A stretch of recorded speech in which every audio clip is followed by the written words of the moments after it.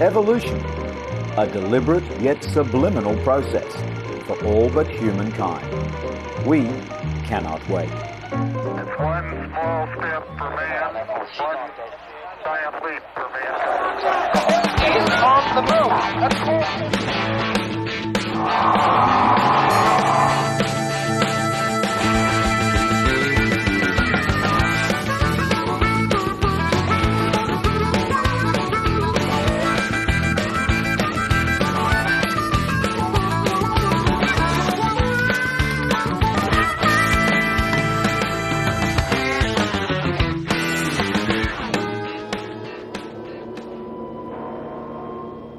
Welcome to a very special edition in this series. The program today deals with the events that occurred the day before the first manned mission to the moon.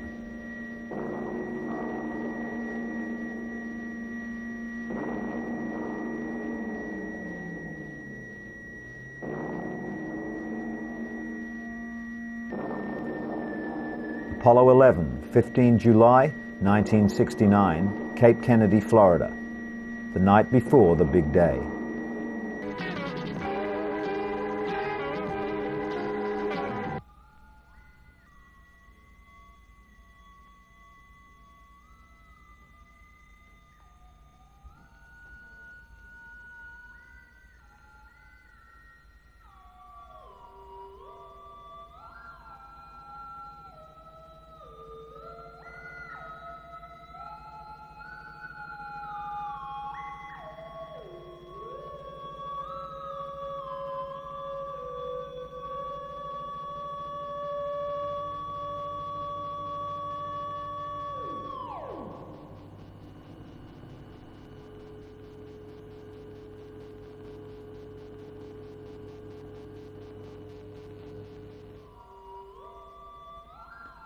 £6 million of machine, 36 stories tall, nearly 10 years' work of 500,000 people.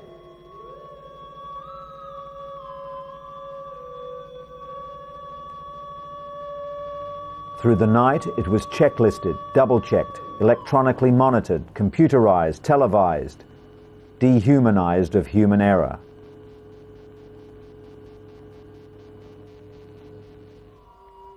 While the night of celebration was ending, the day began for the astronauts. Breakfast, medical examination, suiting up.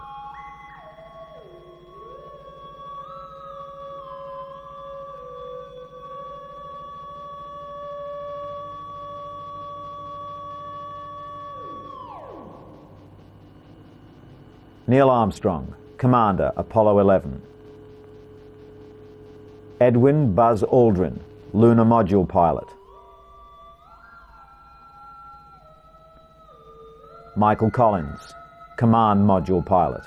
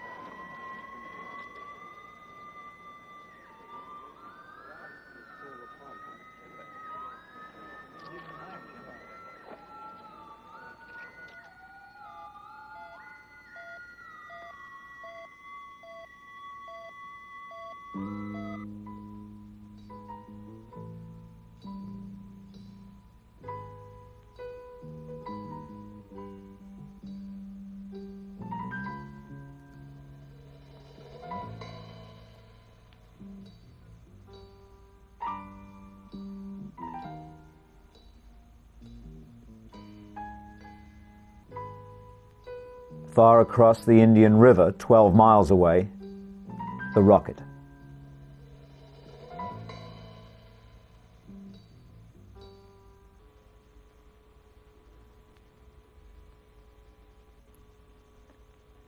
At 6:32 a.m., 3 hours before launch on Pad 31A, Armstrong and Aldrin walked on the surface of the Earth. Their next steps would be on the Moon. Spectators rolled in by the thousands. Campers, trailers, cars and pickups filled the campsites. The beaches lined the highways, lined the parkways. Nose to tailgate. Cape Canaveral to Titusville.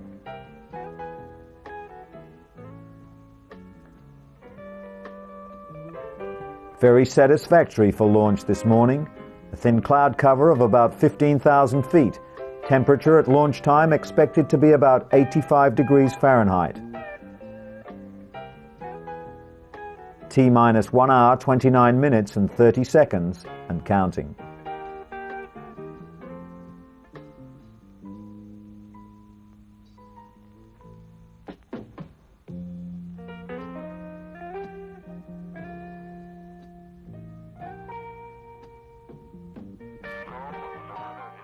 Satisfactory for launch this morning.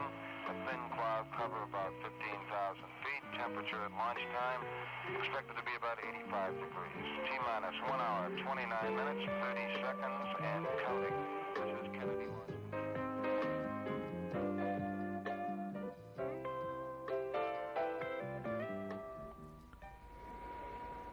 Propellant load pressure and temperature. Digital transmission worldwide tracking. Stabilization and guidance, radio frequency, telemetry and voice communications, signal conditioner integration, spacecraft electrical power, flight control, S4B propulsion stage monitoring, S1C, S2 propulsion stage. Every important valve, gauge and circuit was continually monitored at Launch Control Center throughout the 28-hour countdown. T-minus 55 minutes, 10 seconds and counting.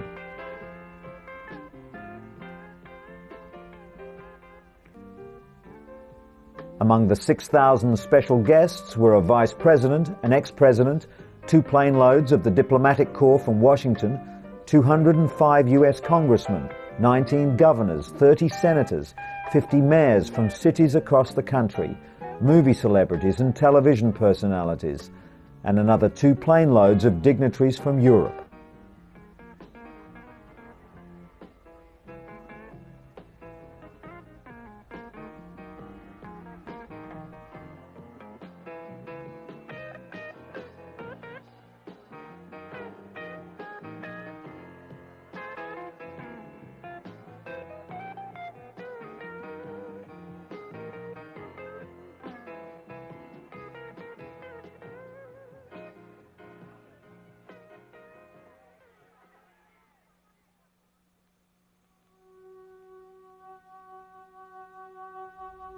Around the world, another morning.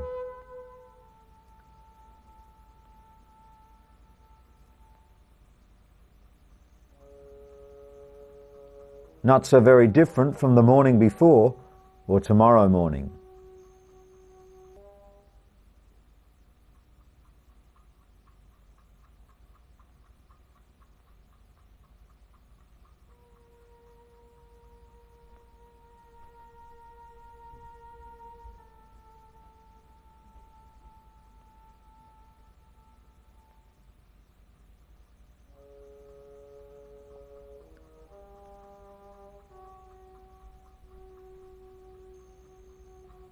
This day on which man will leave Earth to walk on the Moon, 3 billion people went about their daily lives, some in the way their ancestors did centuries before, others in a world shaped by modern technology.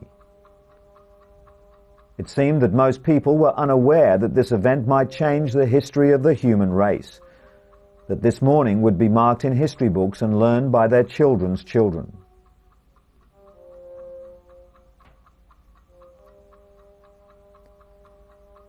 At what age of man will the meaning of this morning be understood?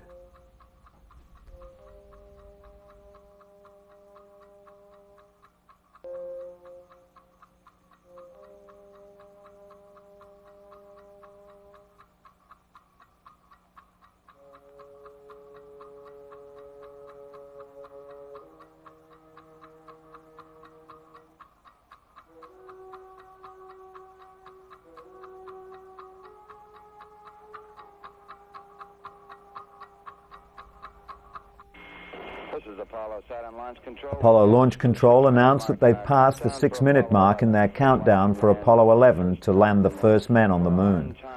They're on schedule for the planned liftoff of 32 minutes past the hour. Coming up shortly, that swing arm up at the spacecraft level will come back to its fully retracted position. This should occur at the 5-minute mark in the count. The swing arm up at the spacecraft level comes back to its fully retracted position at the 5-minute mark of the count. 4 minutes and counting. We're go for Apollo 11. We'll be coming up in the automatic sequence about 10 or 15 seconds from this time. The vehicle is starting to pressurize as far as the propellant tanks are concerned, and all is still go. Firing command coming in now. They're on automatic sequence as the master computer supervises hundreds of events occurring over the last few minutes. 2 minutes, 10 seconds and counting. Oxidizer tanks in the second and third stages have now pressurized. T-minus 1 minute, 35 seconds. The third stage completely pressurized. T-minus 60 seconds and counting. We've passed T-minus 60. 55 seconds and counting. Neil Armstrong reported back to say thank you for the good wishes and to confirm their confidence in the operation. Good luck and Godspeed.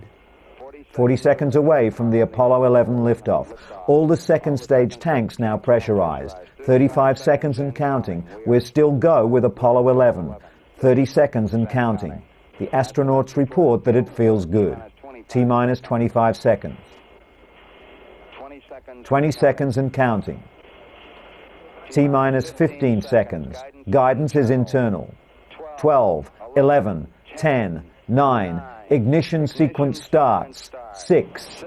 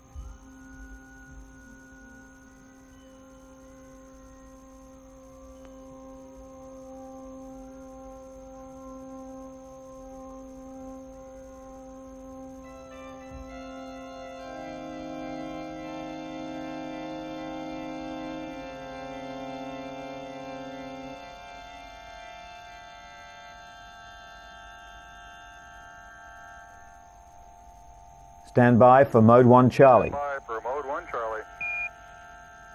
Mark, Mode 1 Charlie. 1 Charlie. This is Houston, you are go for staging. Go for staging.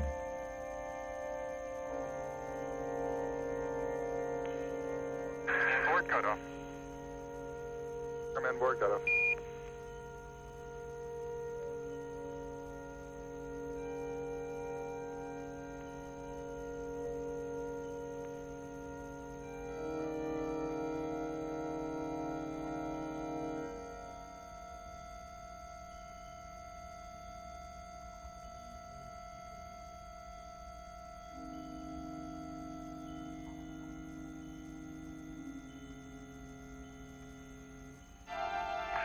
Staging. And ignition.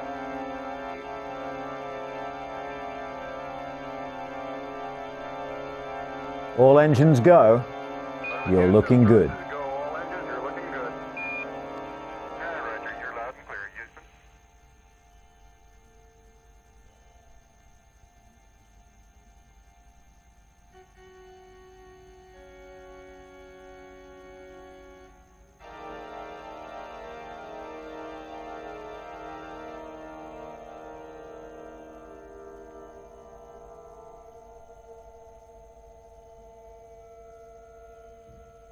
We got skirt sap. Skirt sep. Skirt separation. Skirt separation confirmed. Roger, tower. Tower's gone. Roger, tower.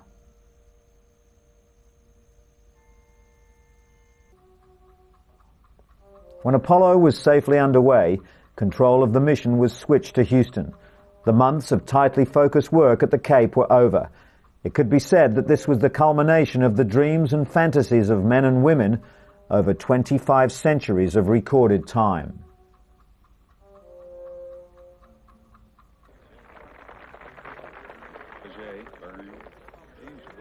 Tom Kane, Marconi, John Goubold, Picard, Marie Curie, Alan Shepard, John F. Kennedy, Yuri Gagarin, Grissom, René Descartes, Copernicus, Leonardo da Vinci, Isaac Newton,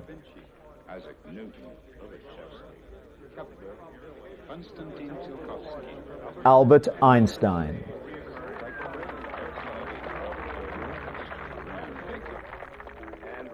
and Robert Goddard, the American rocket pioneer, inventor, dreamer.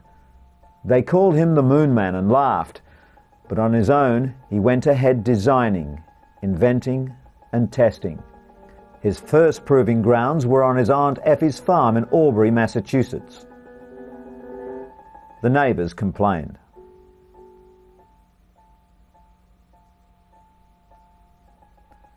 With a grant from Daniel Guggenheim, he moved to New Mexico with his wife Esther, who was also his camerawoman. Goddard had invented and launched the world's first liquid propellant rocket in 1926, and in the end he accumulated more than 200 patents for everything from multi-stage rockets and fuel pumps to clustered engines.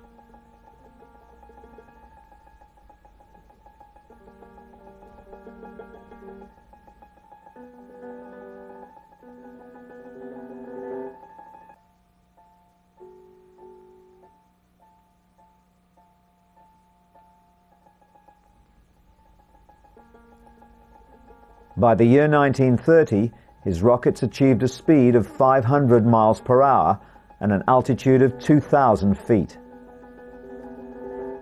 This was the year in which the 3 Apollo astronauts were born.